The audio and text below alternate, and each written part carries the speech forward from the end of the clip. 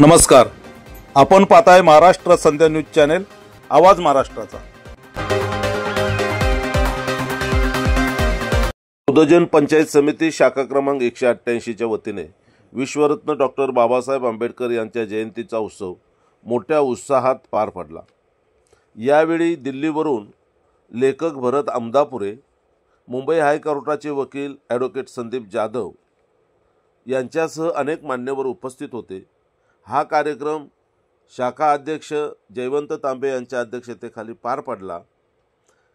खास उपस्थित असलेले भरत अमदापुरे यांचे भाषण आपण या व्हिडिओतून पाहू। भारत माता की जय।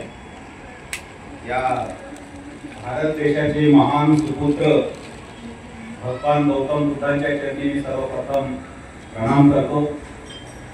त्यासोबतच बोधिसत्व महामानव भारतरत्न डॉक्टर बाबासाहेब आंबेडकरांना त्यांच्या जयंतीनिमित्त विनम्र अभिवादन करतो। मंचावर उपस्थित सर्व मान्यवर आणि समोर बसलेले सर्व वडीलधारी मंडळी, उपस्थित सर्व बंधू भगिनींनो, तसं वेळ खूप झालेला आहे, 9:15 वाजले। आपल्याला सगळे घरची कामं पण असतील, तर मी 15 मिनिटाच्या पेक्षा जास्त काही वेळ घेणार नाही। आपण सगळ्यांनी अनेक कार्यक्रम केलेले आहेत, अनेक जयंती महोत्सवाला आपण उपस्थित राहिलेलो आहोत। अनेकदा बाबासाहेबांचं जीवनचरित्र आपण ऐकलेलं आहे। बाबासाहेबांच्या जीवनात ज्या काही घटना घडल्या त्या जवळपास आपल्याला कोणपाठ आहे। आज 134वी जयंती आहे बाबासाहेबांची। बाबासाहेबांचं महापरिनिर्वाण झालं 1956 ला। बाबासाहेबांनी घटना दिली देशाला 1949 ला। या घटनेच्या आधारावर आपण एक लोकशाही देश म्हणून मागची 75 वर्ष मार्गक्रमण केलेलं आहे। बाबासाहेबांच्या जीवनाकडून आपण काय घेतलं पाहिजे, ठोकताळा म्हणून विचार केला तर काही मोजके मुद्दे मी आपल्या समोर उपस्थित करणार आहे, त्यावर मी चर्चा करणार आहे। मी सर्वप्रथम इथे आलो, जयवंतीच्या घरी बसलो होतो, तेव्हा मी पहिल्यांदा विचारलं की ह्या भागातील मुलं कोणत्या शाळेत जातात। त्यांनी एक कॉन्व्हेंट स्कूल सांगितले, इंग्लिश मीडियम आहे, काही प्रायव्हेट आहेत, तिथे किती फीस आहे ते म्हणजे काही आयडिया नाही इतकी। कारण हा प्रश्न विचारण्यामागचं कारण काय, बाबासाहेब देखील सामान्य कुटुंबामध्ये जन्मले होते। त्यांचे वडील, त्यांचे आजोबा तत्कालीन ब्रिटिश सैन्यामध्ये होते। एक मध्यमवर्गीय कुटुंब होतं, पण त्या जनरेशन मध्ये, त्यांच्या पिढीमध्ये बाबासाहेब हे बाबासाहेब म्हणून घडू शकले आणि त्याच पिढीतले अन्य लोक असे कर्तबगार का निघू शकले नाही, त्याच्या मागचं सगळ्यात मोठं कारण काय हे शोधलं तर त्याचं उत्तर एकच सापडतं, शिक्षण, शिक्षण आणि शिक्षण। बाबासाहेबांच्या जडणघडणीमध्ये सगळ्यात मोठा वाटा लहानपणी त्यांच्या वडिलांचा राहिलेला आहे, रामजी सपकाळ यांचा राहिलेला आहे। त्या काळामध्ये त्यांच्या वडिलांनी त्यांना इंग्रजी ग्रंथ वाचायला दिलेले आहेत। आज देखील आज जे पालक आहेत, आपल्यापैकी अनेक जण पालक असतील, आपल्याला किती महत्व कळलेलं आहे शिक्षणाचं ते आपण विचार केला पाहिजे। बाबासाहेबांनी साताऱ्याला त्यांचं प्राथमिक शिक्षण झालं, तिथं जो त्यांना अनुभव आला, शाळेमध्ये जो भेदभावाचा अनुभव आला, ते सगळं आपल्याला माहिती आहे, तोंडपाठ आहे। त्यानंतर बाबासाहेबांचं कुटुंब मुंबईला शिफ्ट झालं। बाबासाहेबांनी एल्फिस्टन हायस्कूल मध्ये प्रवेश घेतला, तिथं त्यांचं BA झालं। सयाजीराव गायकवाड महाराजांची स्कॉलरशिप मिळाली होती। BA झाल्यानंतर बाबासाहेब अमेरिकेला गेले, कोलंबिया युनिव्हर्सिटी मध्ये, तिथे त्यांनी MA केलं, PhD केली। भारतात जो बाबासाहेबांना अनुभव आला होता, त्यानंतर बाबासाहेबांनी अमेरिकेतलं वातावरण बघितलं. त्यांच्या व्यक्तिमत्वाची जडण समजून घ्या तुम्ही. अमेरिकेमध्ये त्यांना एक मुक्त वातावरण, सगळ्यांना समान प्रकारची वागणूक, तिथे जात पात पंथ संप्रदाय कोणीच विचारत नाही, माणसाला माणूस म्हणून बघितलं जातं. अशा प्रकारचा देश बाबासाहेबांनी शिक्षणाच्या निमित्ताने जेव्हा अमेरिकेला गेले तेव्हा तिथे अनुभवलं त्यांनी. आणि पाश्चात्य विचारवंतांचं सगळं साहित्य बाबासाहेबांनी वाचून काढलं. त्यानंतर लंडनला गेले. London school of economics, Gray's Inn अशा नामांकित संस्थांमध्ये बाबासाहेबांचं शिक्षण झालेलं आहे. Columbia university, London school of economics, Gray's Inn या सगळ्या शैक्षणिक संस्था आज देखील जगामध्ये टॉपच्या मानल्या जातात. बाबासाहेबांचं त्या काळात शिक्षण त्या संस्थांमध्ये, त्या युनिव्हर्सिटीज मध्ये झालेलं आहे. आपण आपल्या पाल्यांच्या शिक्षणाप्रती किती जागरूक आहोत हा विचार करण्याचा मुद्दा आहे. बाबासाहेब लायब्ररीमध्ये जाणारे पहिले व्यक्ती असायचे आणि लायब्ररीमधून शेवटी जाणारी व्यक्ती पण बाबासाहेब असायचे. बाबासाहेब म्हणायचे नो टाइम, काय त्यांचं फेमस वाक्य आहे की अन्न नाही, जेवायला अन्न नाही आणि वाचायला वेळ नाही, अशा आशयाचं. त्यामुळे शिक्षणाचं महत्व तुम्ही जाणून घ्या. नंतर दुसरा सगळ्यात महत्वाचा विषय आहे, बाबासाहेबांनी भारतात आल्यानंतर काही काळ त्यांनी नोकरी केली, इकडे तिकडे थोडं प्रयत्न करून बघितले, बऱ्यापैकी उत्पन्न पण होत होतं. बॉम्बे हायकोर्टामध्ये काही काळ प्रॅक्टिस केली. पण बाबासाहेबांना वैयक्तिक आयुष्य जगण्यामध्ये फार रस होता असं नाहीये. वाटलं तर ते त्या काळातले ब्रेझिल मध्ये बॅरिस्टर झालेले भरपूर पैसा कमवू शकले असते हायकोर्ट सुप्रीम कोर्टात प्रॅक्टिस करून. पण बाबासाहेबांना चिंता समाजाची होती, म्हणून बाबासाहेबांनी 14 कळ्याचा सत्याग्रह केला.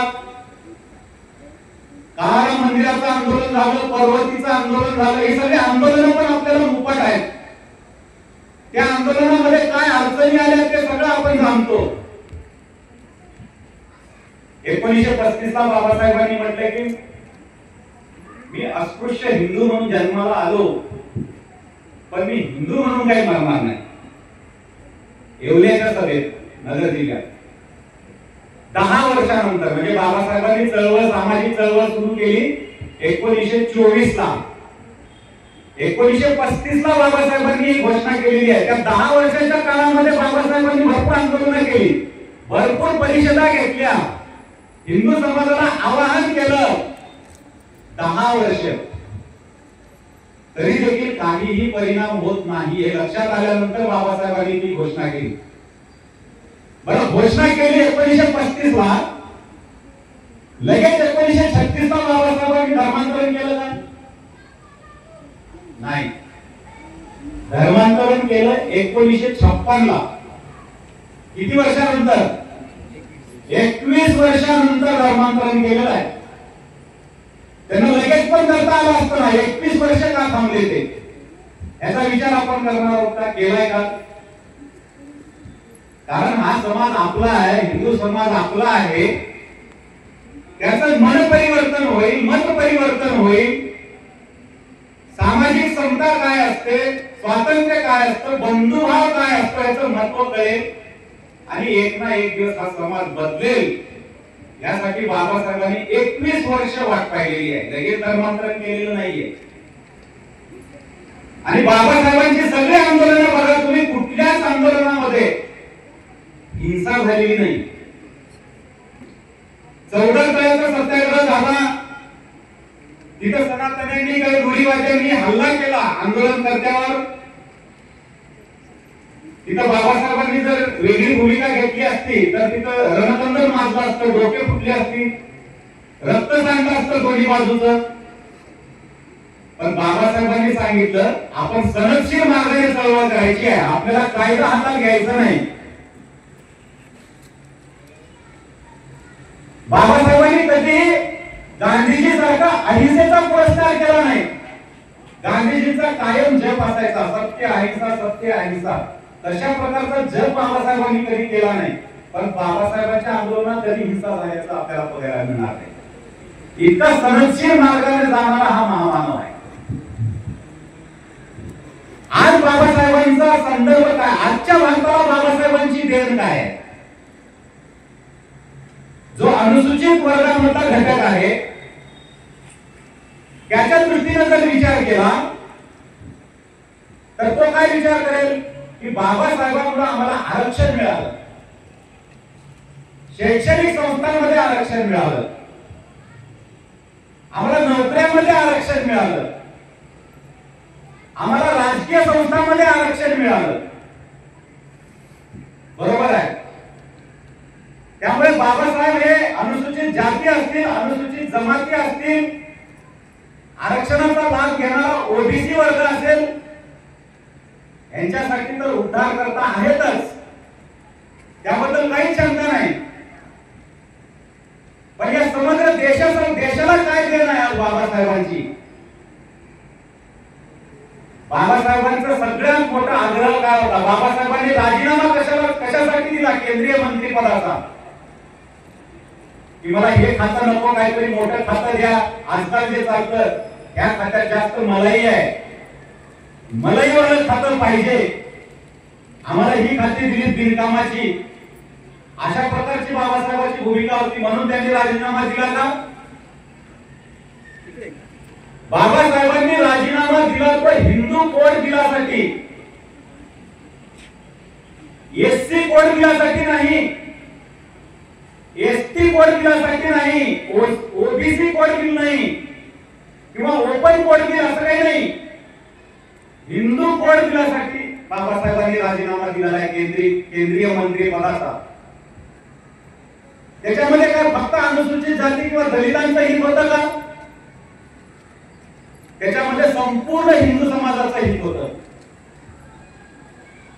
तसं पाहिलं तर बाबासाहेबांना समान नागरी कायदा हवा होता. म्हणजे फक्त हिंदूंसाठी नाही, या देशातल्या हिंदूंसाठी, शिखांसाठी, म्हणजे मुस्लिम असू दे, ख्रिश्चन असू दे, कोणत्याही जाती धर्माचा असू दे, सगळ्यांना समान कायदा, तसा समान नागरी कायदा बाबासाहेबांना हवा होता. पण तो काही होऊ शकत नव्हता. म्हणून बाबासाहेबांनी पुन्हा हिंदू कोड बिलाचा आग्रह धरला. मुस्लिम समाज मान्य करत नसेल तर आपण त्यांना त्याच्यातून वगळू, पण हिंदूंसाठी तरी हा आधुनिक कायदा मला करायचा आहे. पण त्यावेळेस काँग्रेसचं बहुमत होतं. पंडितजी सुरुवातीला हिंदू कोड बिल करू म्हणून भूमिका घेतली, पण नंतर त्यांनी भूमिका बदलली. त्यामुळे बाबासाहेबांनी राजीनामा दिलेला आहे की मी या मंत्रिपदावर राहून उपयोग काय आहे? मी जर हिंदू कोड बिल करू शकत नसेल तर माझा इथे उपयोग काय आहे? हिंदू कोड बिलामुळे कोणाला फायदा झालेला आहे? फक्त दलित स्त्रियांना झालाय का? सगळ्या हिंदू समाजाला, त्याच्यामध्ये हिंदू आले, शीख आले, जैन आले, बौद्ध आले, सगळ्यांना त्याचा फायदा झालेला आहे. आज कोणी बहुविवाह करू शकत नाही. कोणी जर घटस्फोट दिला तर त्याला त्या पत्नीसाठी पोटगीची व्यवस्था करावी लागते. दत्तक कसं घ्यायचं आहे, बापदादांच्या प्रॉपर्टीचं वाटप कसं झालं पाहिजे, मुलींना देखील त्याच्यामध्ये समान अधिकार आहे. हे सगळं कशामुळे शक्य झालेलं आहे? बाबासाहेबांच्या दूरदृष्टीमुळे शक्य झालेलं आहे.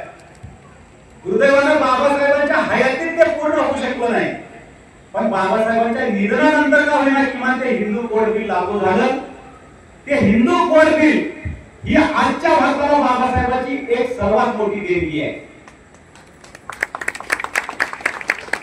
त्यानंतर बाबासाहेबांची सगळ्यात मोठी देणगी, सगळ्यात मोठी काय? भारतीय राज्यघटनेचे शिल्पकार, संविधान सभेमध्ये खूप तज्ञ लोक होते, त्याच्या अनेक उपसमित्या होत्या. त्या उपसमित्यापैकी सगळ्यात प्रमुख समिती मसुदा समिती. मसुदा समितीचे चेअरमन डॉक्टर बाबासाहेब आंबेडकर होते. बाबासाहेबांना उपकार म्हणून चेअरमन केलं होतं का? कारण बाबासाहेबांचं तर बहुमत नव्हतं पक्षाचं, शेड्यूल कास्ट फेडरेशनचं बहुमत नव्हतं, संपूर्ण बहुमत काँग्रेसचं होतं. पण बाबासाहेबांची विद्वत्ता इतकी होती की बाबासाहेबांना अध्यक्ष करण्याशिवाय पर्यायच नव्हता.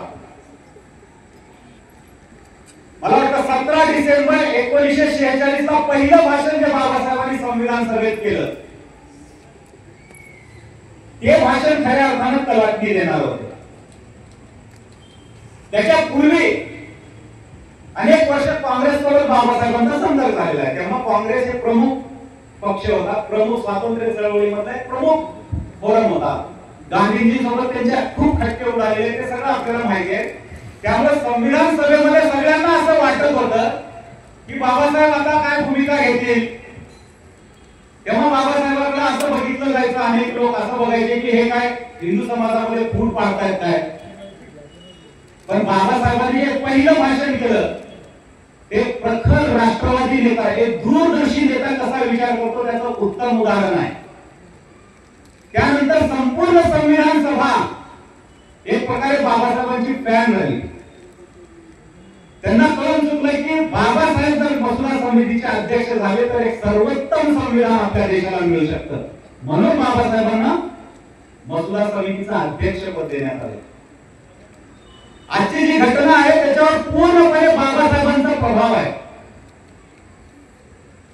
जो पहिला मसुदा म्हणजे काय, कच्चा ड्राफ्ट, कच्चं संविधान, हे अजून पक्क व्हायचं. पहिला कच्चा मसुदा BN राव यांनी सादर केला, विचारार्थ ठेवला. त्याच्यावर सगळे जे आवश्यक बदल आहेत ते सगळे बाबासाहेबांनी करून फायनल मसुदा तयार करण्याचं काम बाबासाहेबांनी केले. आपल्या संविधानामध्ये जे इंडिया दॅट इज भारत आहे का नाही, प्रिएम्बल मध्ये इंडिया दॅट इज भारत, ते पहिल्या कच्च्या मसुद्यामध्ये ते भारत नव्हतं बरं का, इंडिया एवढं होतं. इंडिया दॅट इज भारत हे बाबासाहेबांनी केलेलं आहे. भारत ह्या नावाबद्दल बाबासाहेबांना खूप आकर्षण होतं, खूप आस्था होती. त्यांचं जे नियतकालिक आहे पाहिलं त्याचं नावच बघा तुम्ही, बहिष्कृत भारत. म्हणजे आम्ही बहिष्कृत आहोत पण आम्ही भारत आहोत, भारत. त्यानंतरचं एक नियतकालिक आहे प्रबुद्ध भारत. त्यामुळे भारत या नावाबद्दल बाबासाहेबांना खूप आस्था होती. त्याच्यातून बाबासाहेबांची देशभक्ती दिसून येते, राष्ट्रवाद दिसून येतो. त्यानंतर बंधुता, आपल्या प्रियांबल मध्ये बंधुता हा शब्द दिसतो. स्वातंत्र्य, समता आणि बंधुता. बंधुता हा शब्द पूर्वी नव्हता पहिल्या कच्च्या मसुद्यामध्ये. बाबासाहेबांनी बंधुता हा शब्द त्याच्यामध्ये ऍड केलेला आहे. कारण बाबासाहेबांचं म्हणणं होतं आपल्या देशामध्ये बंधुत्वाचा अभाव आहे. हा हिंदू समाज म्हणजे एक अशी बहुमजली इमारत आहे ज्याच्यावर एका मजल्यावरून दुसऱ्या मजल्यावर जायला जिनाच नाही. ज्या मजल्यावर तुमचा जन्म झाला आयुष्यभर तिथेच जगायचं आणि तिथेच मृत्यू करायचं. यांच्यामध्ये बंधुत्व नाहीये. आणि ज्या समाजामध्ये बंधुत्व नाही तो समाज एक राष्ट्र म्हणून घेऊ शकत नाही स्वतःला. म्हणून बाबासाहेबांचा आग्रह राहिलेला बंधुत्व हे फार महत्वाचं आहे. म्हणून बाबासाहेबांनी प्रिएम्बल मध्ये बंधुत्व हा शब्द टाकलेला आहे. बाबासाहेबांनी एक छोटंसं भाषण केलेलं आहे की माझं जीवन विषयक तत्वज्ञान काय. बाबासाहेब म्हणतात माझं सगळं जीवन विषयक तत्वज्ञान 3 शब्दामध्ये समूर्त झालेलं आहे, स्वातंत्र्य, समता आणि बंधुता. आणि हे तत्व मी काही फ्रेंच राज्यक्रांतीमधून घेतलेली नाहीये, तर ते भगवान बुद्धांच्या शिकवणुकीतून घेतलेली आहे. बाबासाहेब म्हणतात माझ्या तत्वज्ञानामध्ये स्वातंत्र्याला स्थान आहे, पण अमर्याद स्वातंत्र्य याचा मी पुरस्कार करत नाही. अमर्याद स्वातंत्र्य झालं तर ते समतेला मारक ठरतं.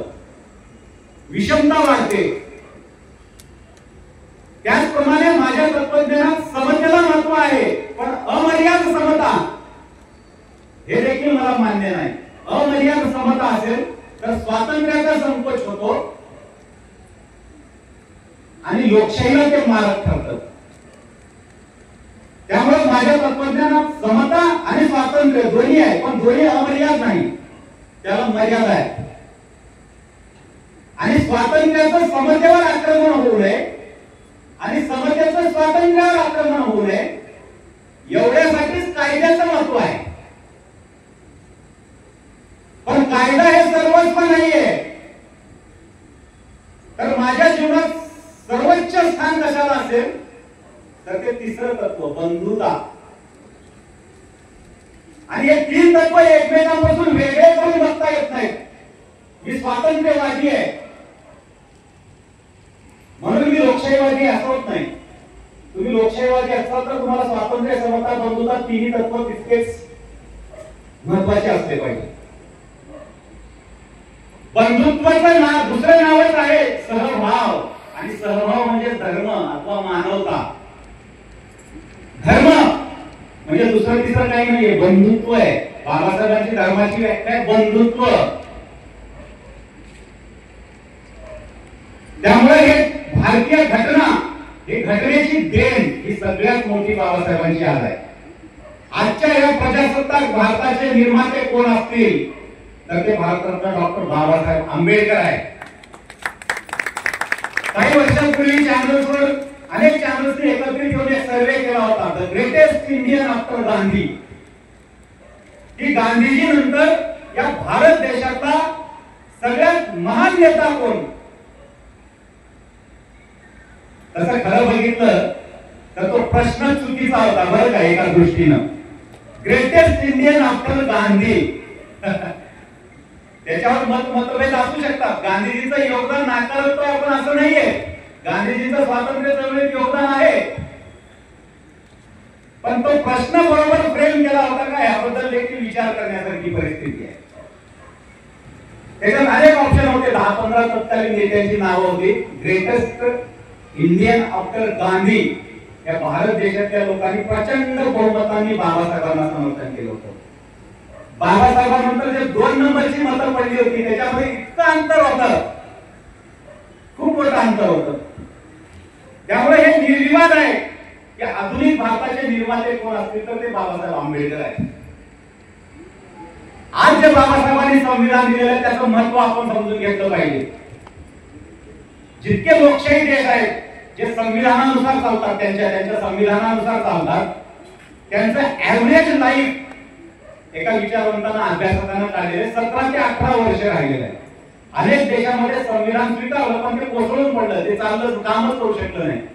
आज स्वातंत्र्याच्या 75 वर्षानंतर देखील भारतीय संविधान शाबूत आहे आणि त्या संविधानाच्या मार्गावरच आपला देश चालू आहे. आपल्या बाजूचे सगळे देश पहा तुम्ही, पाकिस्तान बघा, अफगाणिस्तान बघा, आपल्या खालची श्रीलंका बघा, इकडे बंद झाले. लोकशाही व्यवस्था तिथे रुजू शकली नाही. त्या देशांचं एकत्व अबाधित राहू शकलं नाही. पण आपल्या देशावर कितीही संकट आली, अनेक फुटीरतावादी चळवळी झाल्या. काही काळ तमिळनाडूमध्ये देखील फुटीरतावादी चळवळ चालायची, आम्हाला या देशासोबत राहायचं नाही. काश्मीरमध्ये तर सातत्यानं ती चळवळ अजूनही पूर्णपणे संपुष्टात आली असं म्हणता येत नाही. नॉर्थ ईस्ट मध्ये अनेक राज्य आम्हाला वेगळं व्हायचंय अशी भूमिका घेत होते. पण भारताचा अखंडत्व शाबीत राहिलेला आहे. भारतानं आपला भूभाग गमावलेला नाहीये. कशामुळं? या बाबासाहेबांच्या संविधानानं जी मजबूत शासन व्यवस्था निर्माण केलेली आहे त्याच्यामुळे ते शक्य झालेलं आहे. बाबासाहेब हे मजबूत केंद्र सरकारचे खंडे पुरस्कर्ते आहेत, हे लक्षात घ्या. संविधान सभेमध्ये त्यांनी स्पष्ट सांगितलेलं आहे आपल्या देशाचं स्वातंत्र्य आपण कशामुळे गमावलेलं आहे. आपला देश पूर्वी स्वातंत्र्य कधी नव्हता असं नाही. पूर्वी आपण स्वातंत्र्य होतो पण आपण ते गमावलं. त्याचं कारण आपल्यातल्याच काही लोकांनी बेईमानी केली, गद्दारी केली, विश्वासघात केला. बाबासाहेब उदाहरण देतात, जेव्हा मोहम्मद बिन कासिमचं पहिलं आक्रमण झालं सिंध प्रांतावर तेव्हा राजा दाहिर त्याच्या सेनापतीनं आपल्या राजाच्या बाजूने लढणं नाकारलं, गद्दारी केली. त्यामुळे मोहम्मद बिन कासिमचा विजय झाला, दारीचा पराभव झाला. दुसरं उदाहरण बाबासाहेब देतात, जेव्हा मोहम्मद घोरीचं आक्रमण झालं तेव्हा पृथ्वीराज चव्हाणला धोका देणारा हा जयचंद होता. जेव्हा छत्रपती शिवाजी महाराज इस्लामिक राजवटींच्या जोरातून समस्त हिंदू समाजाला मुक्त करत होते तेव्हा अनेक मराठा सरदार आणि राजपूत सरदार हे मुघलांच्या बाजूने लढत होते. आणि जेव्हा शीख हे ब्रिटिशांच्या विरोधामध्ये संघर्ष करत होते तेव्हा त्यांचा प्रमुख सरदार गुलाब सिंग तो शिखांच्या बाजूने लढण्याचं त्यांनी नाकारलं. त्यामुळे आपण स्वातंत्र्य गमावलंय हे आपल्या लोकांच्या गद्दारीमुळे गमावलंय. आणि आता स्वतंत्र भारतामध्ये अनेक विचारधारा असणार आहेत, अनेक पॉलिटिकल पार्टीज असणार आहेत. आपल्यामध्ये पूर्वीपासून जात पात धर्माच्या तर भिंती आहेतच, त्यामध्ये आता विचारधारा आणि पक्षाच्या देखील भर पडणार आहे. त्यामुळे आपल्याला जर स्वातंत्र्य टिकवायचं असेल, या राष्ट्राची एकता टिकवायची असेल तर आपल्या विचारधारेपेक्षा आपण देशाला उच्च मानलं पाहिजे, सर्वोच्च मानलं पाहिजे. जर आपण आपल्या विचारधारेला श्रेष्ठ मानलं आणि देशाला दुय्यम स्थान दिलं तर आपण पुन्हा एकदा पारतंत्र्यामध्ये जाऊ, कदाचित कायमच पारतंत्र्यामध्ये जाऊ, असं बाबासाहेबांनी इशारा दिलेला आहे. बाबासाहेब म्हणतात या संभाव्यतेच्या विरुद्ध लढण्यासाठी आपण कटिबद्ध झालं पाहिजे. आणि आपल्या शरीरामध्ये जोपर्यंत रक्ताचा शेवटचा थेंब आहे तोपर्यंत आपण या देशाच्या स्वातंत्र्याचं रक्षण केलं पाहिजे. इतके प्रखर राष्ट्रवादी बाबासाहेब होते. आज अनेक जण म्हणतात की बाबासाहेबांनी स्वातंत्र्य चळवळीमध्ये भाग घेतला नाही, असा आरोप करतात. काही जणांनी तर बाबासाहेबांवर बदनामी करत पुस्तकं पण लिहिलेली आहेत. वर्शिपिंग फॉल्स गॉड्स नावाचं एक पुस्तक आहे, अरुण शौरी नावाचा लेखक आहे. त्यांचं म्हणणं बाबासाहेबांनी स्वातंत्र्य चळवळीत भाग घेतला नाही. माणूस देशभक्त असण्याचा पॅरामीटर काय, परिमाण काय, कोणाला देशभक्त म्हणायचं? जो काँग्रेसच्या चळवळीमध्ये होता, गांधीजींच्या नेतृत्वाखाली काम करत होता, तोच देशभक्त आहे का? ज्यांनी भारत छोडो आंदोलनामध्ये सहभाग घेतला केवळ तेच देशभक्त आहेत का? तो क्रायटेरिया आहे का देशभक्तीचा? बाबासाहेबांची जेव्हा पहिली भेट झाली गांधीजींसोबत, तो प्रसंग आता सगळं सांगत बसत नाही, पण थोडक्यात सांगायचं झालं, प्रखर देशभक्तीसाठी काँग्रेसच्या नेतृत्वाखाली काम करणं किंवा गांधीजींच्या नेतृत्वाखाली काम केलं तर त्याला देशभक्त म्हणणं, हा काही देशभक्तीचा क्रायटेरिया असू शकत नाही. बाबासाहेब काय चीन मधल्या लोकांच्या हितासाठी लढत होते का? हा भारत हा आपापसामध्ये विभागलेला आहे, फुटलेला आहे, आपापसामध्ये भेदभाव करतो आणि असं दुभावलेलं घर हे कधीच मजबूत होऊ शकत नाही. हे कधीही परकीय आक्रमणाला बळी पडू शकतं. त्यामुळे हे घर मजबूत करणं ही देशभक्ती नाही का? बाबासाहेबांनी केवळ दलितांचा उद्धार केला असं नाही, या देशाची संरक्षण क्षमता कशी असावी, सैन्य किती असावं, कुठे असावं, याच्यावर पूर्ण सविस्तर विश्लेषण केलेलं आहे. या देशाची दुसरी राजधानी असली पाहिजे आणि ती हैदराबाद असावी अशी सूचना बाबासाहेबांनी केली. कारण काय, आपल्या देशावर कायम उत्तर भागातून आक्रमण होत आलेली आहे. जर पुन्हा तशी परिस्थिती आली तर आपल्याला एक दुसरी उपराजधानी सुरक्षित असली पाहिजे, म्हणून हैदराबाद ही दुसरी राजधानी करा असा बाबासाहेबांचा सल्ला होता. भाषावर प्रांत रचनेला बाबासाहेबांचा विरोध राहिलेला आहे, हे आपण समजून घेतलं पाहिजे. बाबासाहेबांचं म्हणणं होतं भाषेवर प्रांत रचना झाली तर लोकांच्या भाषिक अस्मिता ह्या प्रभावी ठरतील आणि ते राष्ट्रीय एकतेला मारक ठरेल. लोक आपापल्या राज्यापुरता विचार करायला लागतील. त्यामुळे एका भाषेचं एक राज्य या संकल्पनेला बाबासाहेबांनी विरोध केलेला आहे. ते राष्ट्रभक्तीचं उदाहरण नाहीये.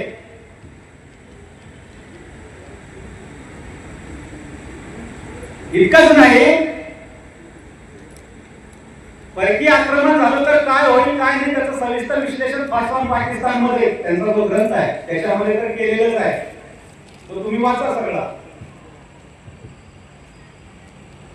बाबासाहेब शेवटी म्हणतात, बाबासाहेबांनी फाळणीचा पुरस्कार केलेला आहे.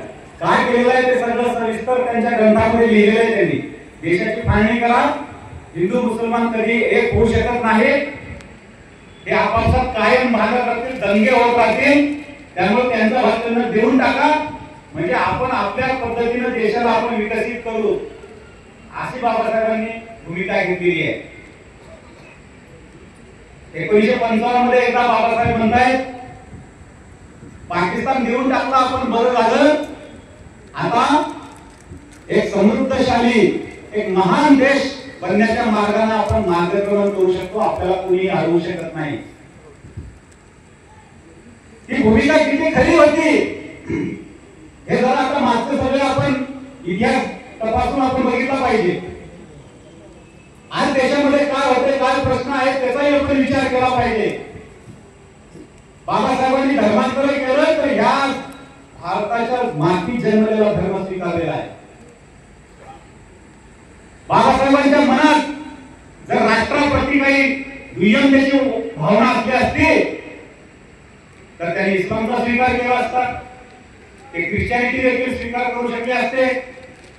पण बाबासाहेबांनी ह्या भूमीतला ह्या मातीतला बौद्धिझमचा स्वीकार केलेला आहे. हे देशावर फार मोठे उपकार आहेत, तुम्ही विचार करून पहा, हे साधी गोष्ट नाही.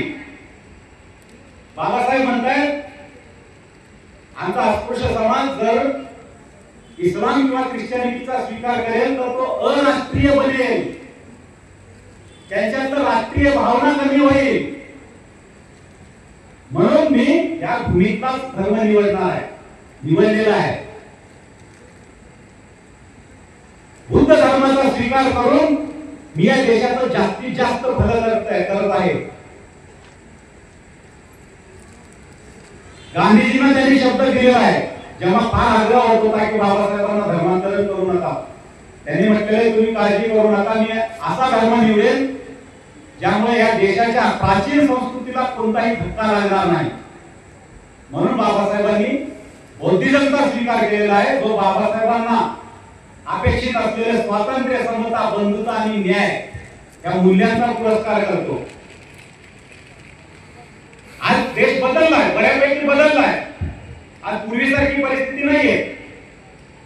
बाबासाहेबांची भूमिका होती शहरांकडे चला, दुसऱ्या बाजूला गांधीजींची भूमिका होती चलो गाँव की ओर. बाबासाहेब म्हणायचे ते गावाचा अनुभव आम्हाला आहे, तिथे काही नाही, फक्त जातीय भेदभाव, अज्ञान, अंधश्रद्धा ह्याच ते धक्का आहे. शहर हे मुक्तीचे द्वार आहे, तिकडे चला. शहरांमध्ये अशा प्रकारचा भेदभाव आपल्याला अनुभवायला मिळणार नाही. बाबासाहेब हे औद्योगिकरणाचे पुरस्कार देत होते. औद्योगिकरण वाढलं, शहरीकरण झालं तर हे सामाजिक बेड्या तुटून पडतील, लोक मुक्त होतील, त्यामुळे शहरीकरणाचे बाबासाहेब खरे पुरस्कार ते राहिले. आपण शहरामध्ये अनुभव घेतो, काही प्रश्न आहेत पण मोठ्या प्रमाणात सुधारणा देखील झालेली आहे. आता नवीन प्रश्न आहेत, अजूनही समाज म्हणावा तितका सरमिसळ राहतो शहरामध्ये असं नाहीये. गेटोइझेशन म्हणतात त्याला, तशा प्रकारची परिस्थिती आहे की विशिष्ट भागामध्ये विशिष्ट समाज राहतो, विशिष्ट सोसायट्यामध्ये विशिष्ट समाज राहतो, पण प्रगती भरपूर झालेली आहे. पूर्वीसारखी परिस्थिती असं नाहीये, काही गोष्टी उणीवा आहेत त्या होतील. आज ग्रामपंचायतीपासून पार्लमेंट पर्यंत अनुसूचित जातीतले सगळे बांधव त्या महत्वाच्या पदावर गेलेले आहेत. देशाचे राष्ट्रपती देखील झालेले आहेत, आमदार, खासदार, मंत्री तर असंख्य आहेत, IAS अधिकारी तर असंख्य आहेत. हा मोठा बदल आहे, ही बाबासाहेबांची देण आहे. त्यामुळे बाबासाहेब हे काही फक्त दलितांचे उद्धारकर्ते नाहीत, ते राष्ट्र नायक आहेत, आधुनिक भारताचे निर्माते आहेत. या देशाला हिंदू कोड बिल देणारे, या देशासाठी समान नागरिक कायद्याचा पुरस्कार करणारे, या देशाचं राष्ट्रीयत्व मजबूत राहावं म्हणून मजबूत केंद्र सरकारचा पुरस्कार करणारे आणि आधुनिक लोकशाही मार्गाने हा देश वाटचाल करावा, समृद्धशाली व्हावा, सामर्थ्य त्याच्यासाठी एक अद्भुत असं महान संविधान देणारे भारतरत्न आधुनिक भारताचे शिल्पकार भारतरत्न डॉक्टर बाबासाहेब आंबेडकरांना मी पुन्हा एकदा विनम्र अभिवादन करतो आणि थांबतो. धन्यवाद. नमस्कार, आपण पाहताय महाराष्ट्र संध्या न्यूज चॅनेल, आवाज महाराष्ट्राचा.